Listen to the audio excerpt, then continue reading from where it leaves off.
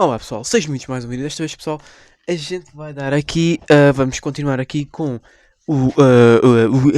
as trocas gasosas nos animais. E a gente aqui vai dar agora, vamos dar aqui as brânquias, ok? Pronto, então vamos lá. Pronto, bom, apesar de a quantidade de oxigênio dissolvido na água ser muito menor do que no ar, e de este gás se difundir muito lentamente na água, as trocas gasosas entre os seres aquáticos e o meio estão facilitadas pelo facto das suas superfícies respiratórias estarem em contacto direto com a água. Como foi referido, nos organismos aquáticos mais simples, ou seja, a planária e a hidra no tegumento, as trocas efetuam-se diretamente entre a superfície corporal e os restantes tecidos. Ok? Em seres maiores e mais complexos, a necessidade de aumentar a superfície de contacto com o meio. Espera aí, desculpem. Deixa-me só ver uma coisa. Ok, esqueçam. Contacto com o meio leva à formação de prolongamentos para o exterior. O que é que isso significa? Evaginações. Ok? Quando é. Portanto, estamos a falar de formação de prolongamentos para o exterior. Portanto, evaginação. Ok? Pronto. Claro, com formas variadas e sistemas de difusão indireta, ok? Isto é indireto. Pronto. Estas estruturas especializadas nas trocas gasosas no meio aquático são as brânquias. E nelas ocorre a hematose. Ora, se foi uma hematose tranquial antes, agora hematose branquial. Uau! De acordo com a localização no animal, distinguem-se as brânquias externas das brânquias internas. Portanto, existem dois tipos de brânquias, a externa e a interna. Vamos lá ver. Primeiro vamos começar com a brânquia externa. Portanto, as brânquias externas são expansões da superfície externa que existem em alguns animais marinhos e de água doce, como é o caso de determinados crustáceos e moluscos, ou em larvas de anfíbios. Okay. A livre circulação de água em seu redor torna desnecessário um sistema de bombeamento, o que poupa energia. A contrapartida é que dificulta a locomoção e podem ser facilmente danificados. Okay? Como exemplos de brânquias externas temos o axolote, né? Que é o Minecraft Preference, que é um anfíbio natural de lagos de altitude. E depois temos outro exemplo que é a lesma do mar, que vive no litoral português e apresenta um colorido intenso como vive da sua toxicidade. Portanto, aqui temos um exemplo de uma brânquia externa. Portanto, agora a gente só está a falar de brânquias externas. Né? Portanto, é sempre a entrada do O2 e a saída do CO2. Né? E eu acho que é isso para as brânquias externas. Basicamente, falando aqui um bocadinho, as brânquias, ou guelras, também pode ser guelras, mas é claro, nesta matéria tem que dizer brânquias, são os órgãos respiratórios da maioria dos animais aquáticos, como é óbvio, e basicamente nos peixes ósseos, neste caso, as brânquias são banhadas por uma corrente contínua de água que entra pela boca e sai pelas fendas opiculares. Ok? Pronto. E o movimento de abertura e fecho da boca e dos opérculos ajuda à circulação da água. Ok? Pronto.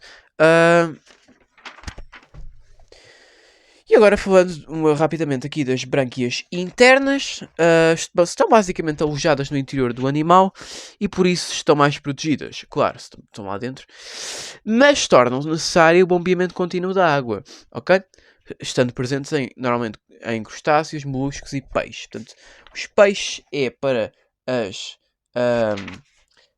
brânquias internas e depois pessoas como o axolote é mais para a externo. Porque vocês podem ver nesta imagem do axolote, estas brânquias, isto é externo. E esta coisinha, isto é externo. Portanto, brânquias externas, como o próprio nome indica, estão externamente do corpo. Pronto, se vocês não perceberam isso, agora percebem. Portanto, brânquias internas estão dentro do corpo, mano. Claro. Ok? Portanto, é fácil, malta. Vá lá. Portanto, brânquias externas estão fora do corpo e brânquias internas estão dentro do corpo. Tão difícil? Mano, atenção, pronto, a única diferença é que, pronto, como é interna, é preciso bombeamento contínuo de água, mas é isso. Ok? Pronto. Então, resumidamente, esta parte das brânquias internas e externas, portanto, brânquias, o que é que são brânquias? São expansões da superfície, ou seja, evaginações, muito vascularizadas, onde ocorre a hematose branquial, ok? Pronto, depois temos nas brânquias externas, temos estruturas ramificadas que se projetam na superfície do corpo, e nas brânquias internas encontram-se protegidas em cavidades no interior do corpo, e neste caso há um mecanismo que faz circular a água num único sentido, ok? Pronto. Agora vamos passar para as brânquias nos peixes. Espera aí.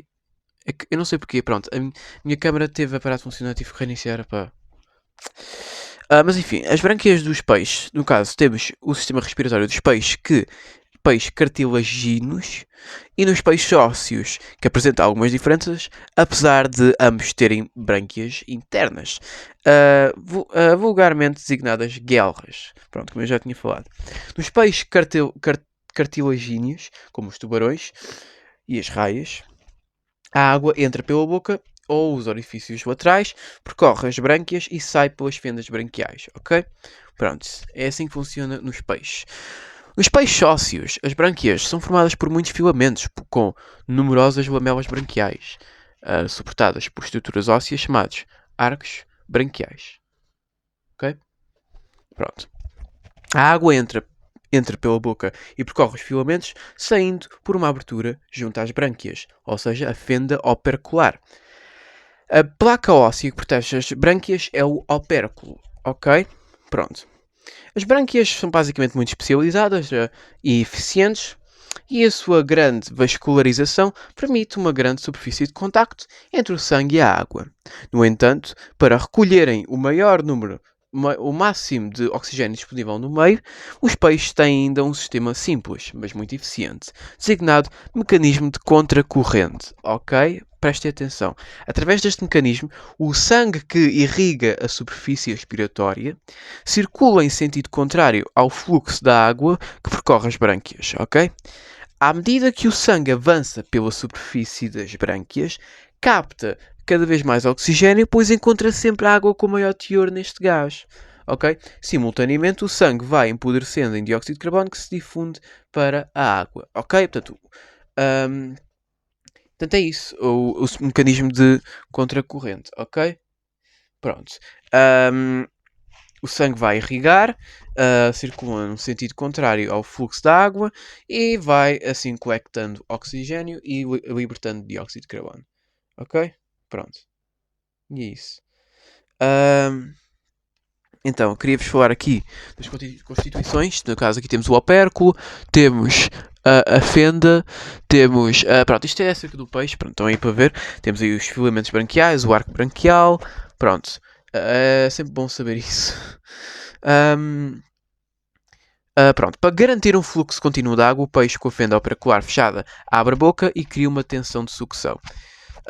E a contração da cavidade bucal força a água para as brânquias e para o exterior quando abre a fenda operacular, ok? Pronto. Isto depois não interessa, pá. Olha, vou passar isto à frente.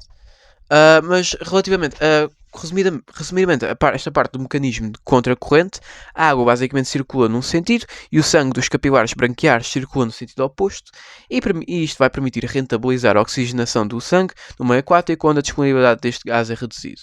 Ok? Pronto.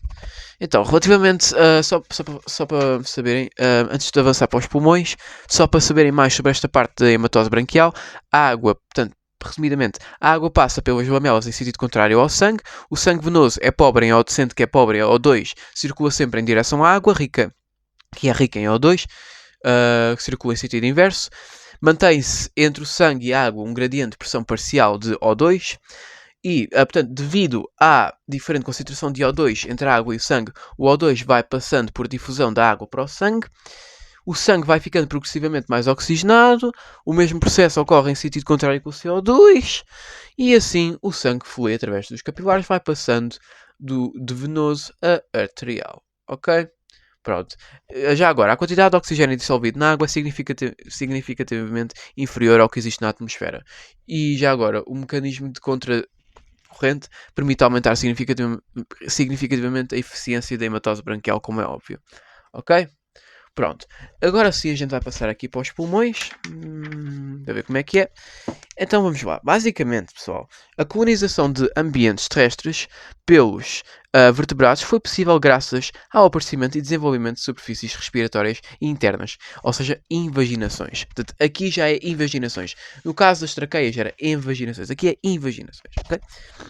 Que são protegidas uh, da dessecação e com uma grande superfície de contacto com o ar, sendo estes os pulmões, ok? Que são órgãos de estruturas internas, elásticas, de paredes muito finas e vascularizadas, permitindo a hematose pulmonar, ok? A ventilação pulmonar, ou seja, a renovação de ar nos pulmões, é realizada através de movimentos respiratórios, ou seja, em 1 minuto antes do exame. Eu vou fazer a hematose pulmonar antes do exame. A entrada do ar. A entrada do ar para o sistema respiratório. Quando eu faço isso, o que é que eu estou a fazer? Uau, pessoal, vocês acertaram. É inspiração. Que resulta na expansão dos pulmões. Que causa. Aí está, dá bué no nono ano vibes. Que o causa a pressão negativa no seu interior e força a entrada do ar. A saída do ar para o exterior é. Portanto, é. O que é que isto é? É muito bem, muito bem. É a expiração, muito bem. Aí era bom se isto saísse no exame. Que é resultado da diminuição do volume dos pulmões como consequente o aumento de pressão e saída do ar, ok? Os movimentos respiratórios são resultado da atuação de músculos respiratórios e da elasticidade dos pulmões, ok? Pronto. Basicamente, aqui a gente tem vários exemplos de pulmões, não é? De vários tipos de pulmões. Temos aqui várias estruturas de pulmões diferentes vertebrados e dá para ver que é evidente o compartimento interno e a circulação de ar nas cavidades respiratórias. Isto não é preciso decorar, mas só para vocês terem uma noção como é que é o sistema circulatório em cada. Então, basicamente, na conquista do meio terrestre, os vertebrados aproveitaram ao máximo o facto de o ar atmosférico ser rico em oxigênio. Espera, deixa-me só ver se a minha câmera está quente. Está a fazer o quê? porque apareceu um pop-up a dizer a gravação foi parada porque a temperatura da câmera está bué grande, está bué elevada. E eu com isso, did I ask? Excuse me? Toca a gravar. No excuses. Okay? Mas pronto, com mais energia disponível, estes animais puderam adaptar-se a ambientes muito diferentes. Durante o processo evolutivo, os seus sistemas respiratórios adquiriram basicamente 3 adaptações. Okay? Quais são estas 3 adaptações? Primeiro, aumento da superfície respiratória. Bom, por compartimento, ramificação e pregreamento no interior do pulmão, obteve-se este aumento de superfície respiratória, ok? Segundo, uma ventilação mais eficiente, ou seja, no que respeita à renovação e à circulação do ar dos pulmões, envolvendo cada vez mais músculos e outras estruturas, ocorreu-se, portanto, esta ventilação mais eficiente. E por último temos terceiro, uma circulação sanguínea mais eficaz. Porquê? Porque houve um aumento na vascularização das superfícies respiratórias e uma aquisição de uma circulação dupla e completa, como a gente já falou antes, no caso dos mamíferos e das aves. Muito bem, muito bem. Esta é que sair no exame. Isto não vai sair no exame, for real. Mas pronto. Pronto. Depois, pronto, a gente aqui, agora vamos falar aqui das espécies mais em específico. No caso, agora vamos falar dos anfíbios, em que a superfície pulmonar é, infelizmente, insuficiente para as necessidades do animal, pelo que tem que recorrer também à respiração cutânea através do tegumento, ok?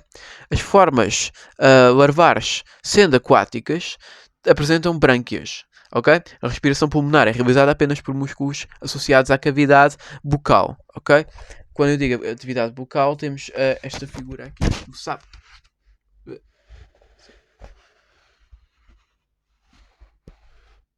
Portanto, estas 4 imagens representam são 4 fases. Eu posso dizê-las já. Portanto, são as fases de ventilação pulmonar nos anfíbios. Basicamente, nos anfíbios, o que é que eles fazem? Com as narinas abertas e a cavidade bucal, o ar entra para a boca, como é óbvio. Com as narinas fechadas e a glote aberta, a cavidade bucal contrai e o ar entra e enche os pulmões. Quando a cavidade bucal expande, o ar sai dos pulmões e volta à cavidade bucal. E depois a glote fecha, as narinas abrem e com a contração da cavidade bucal o ar sai. Ok? É isso que acontece nos anfíbios. Porquê? Porque os anfíbios depois não vão possuir costelas nem diafragma, certo? Ou seja, as características das superfícies respiratórias e a circulação sanguínea incompleta limitam a distribuição geográfica destes animais e zonas úmidas e impedem que tenham elevadas taxas metabólicas, ok? Pronto. Isto é para os anfíbios, atenção. Porque depois agora a gente vai falar agora das aves. Mas antes de falar das aves, eu queria falar aqui de uma coisa, antes, que era basicamente um resumo do que eu dei antes dos anfíbios, né? Neste caso, a complexidade da estrutura pulmonar conduziu a uma grande eficiência das trocas gasosas, permitindo que as células obtenham, através da respiração celular, a energia necessária. Ai mano, tenho uma coisa presa no pescoço. Na tipo da garganta. A um aumento progressivo na taxa metabólica, ok? Pronto. E este aumento da taxa metabólica vai permitir que a temperatura corporal das aves e dos mamíferos tornar-se independente da temperatura ambiente, ou que tornar-se animais de sangue quente, ok? Pronto. Não há muito a dizer. Pronto, agora vamos falar para as aves. Portanto, vamos falar para as aves. Olá, ave. Vamos falar das aves. Burro.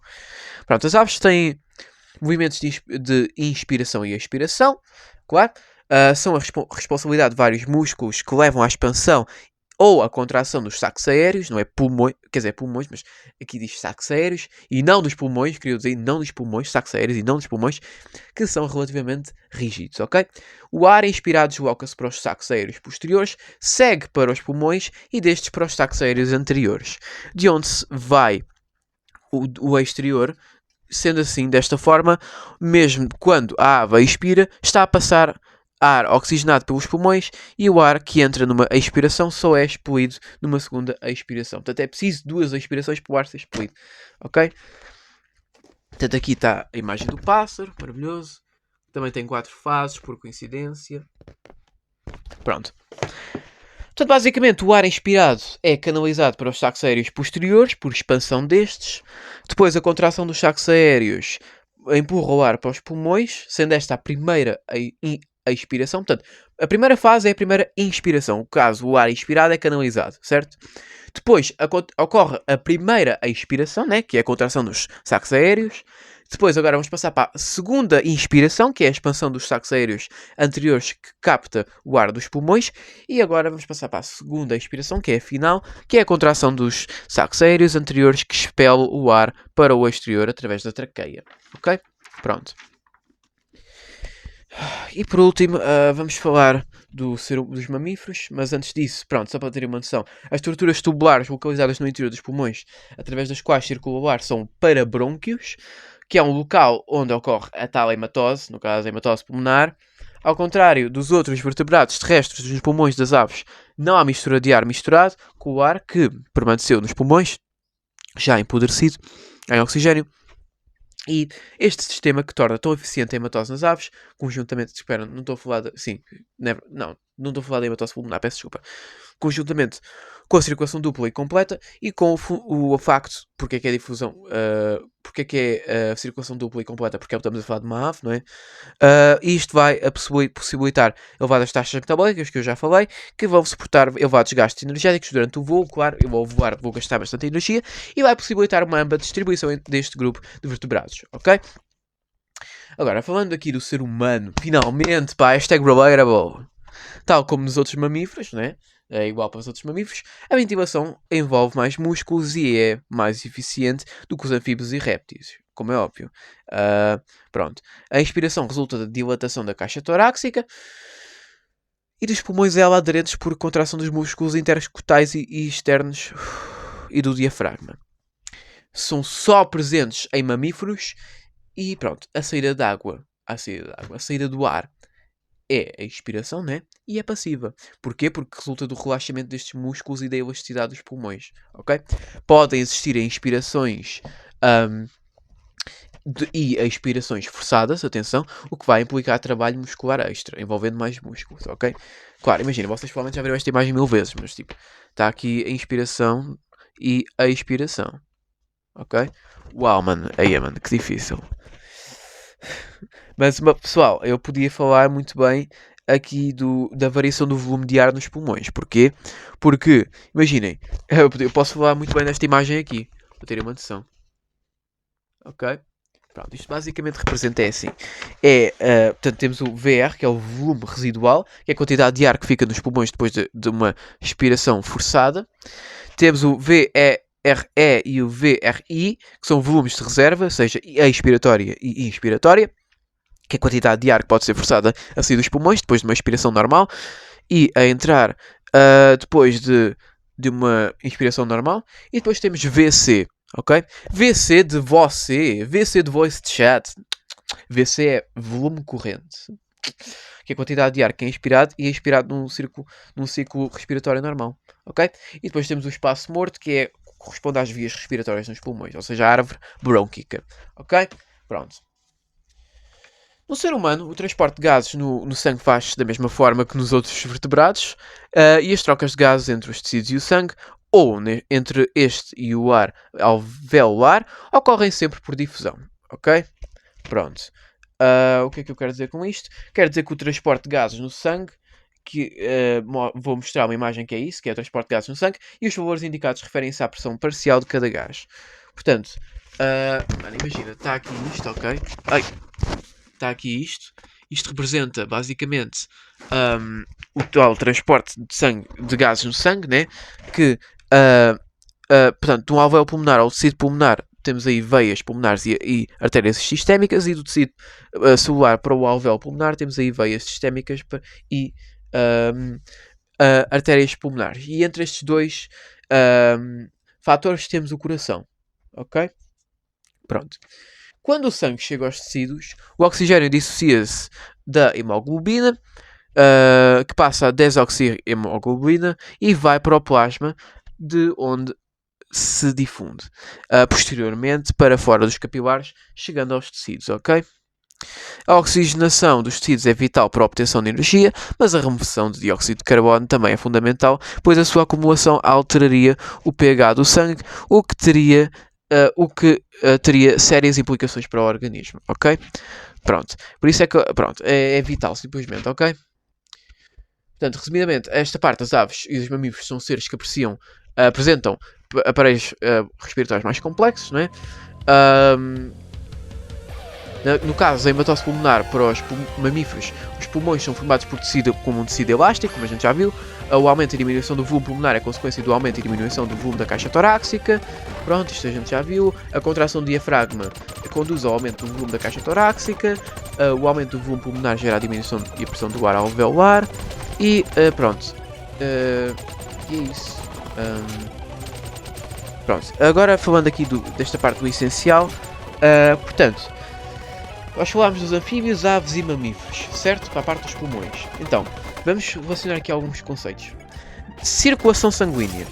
No caso, para os anfíbios é duplo e incompleto, e para as aves e mamíferos é duplo e completo. Acerca dos pulmões, para os anfíbios é insuficiente, também apresentam hematose cutânea. Os anfíbios, quero dizer, e as aves são muito eficientes em termos de pulmões. Porquê? Porque depois a ventilação faz circular o ar num só sentido, ok? Ou seja, não há ar residual nos pulmões. Enquanto nos mamíferos há uma elevada superfície respiratória, ou seja, milhões de alvéolos. Uma ventilação super otimizada pelo diafragma. Eu tenho asma. Depois acerca da oxidação dos tecidos nos anfíbios, enquanto nos anfíbios tem uma menor oxigenação dos tecidos, nas aves e nos mamíferos há uma maior oxigenação dos tecidos, ok? Em termos de taxa metabólica, os anfíbios não podem apresentar valores elevados, enquanto que nas aves e mamíferos eles podem sim apresentar valores elevados. E depois, por último, em termos de independência em relação ao meio e adaptabilidade, os anfíbios têm uma menor independência e os aves e os mamíferos têm uma maior independência. Portanto, anfíbios menos e aves e mamíferos mais. Portanto, têm uma maior independência em relação ao meio e adaptabilidade, ok? Acabámos Biologia 10º ano. Ok? Enfim, pessoal, espero que vocês tenham gostado de Biologia 10º ano. Eu gostei. Não. Eu só gostei. Imagina, estávamos a ir super bem nesta parte das células. Eu amei. Foi muito giro, até interessante, não vou mentir. Depois os heterotróficos também é giro, os transportes membranares e tal. Depois chegámos à fotossíntese. Ok, imagina, é aceitável. A pior parte é as clorofilas e tal. Mas depois chega a forte das plantas. Foi a partir daqui que eu parei de gostar de biologia e eu próprio admito que foi uma das razões porque é que eu parei de estudar geologia. Depois, imagina, o transporte dos animais, pá, foi até giro, não vou mentir. Imagina, é uma seca, mas por um outro lado é giro. A obtenção de energia, não. Não, simplesmente. É a segunda pior unidade. E pronto, esta parte das trocas gasosas é mais chill, é mais chill. E é isso, pessoal. Vai ficar por aqui. Eu vejo-vos no próximo vídeo. Basicamente, transportes animais. Inspiras oxigênio e libertas dióxido. Pronto, é isso tudo que tem que saber. E pessoal, vai ficar por aqui. E peace! Tchau! Eu não sei se vou fazer biologia 11º primeiro. Acho que não. Mas pronto, tchau.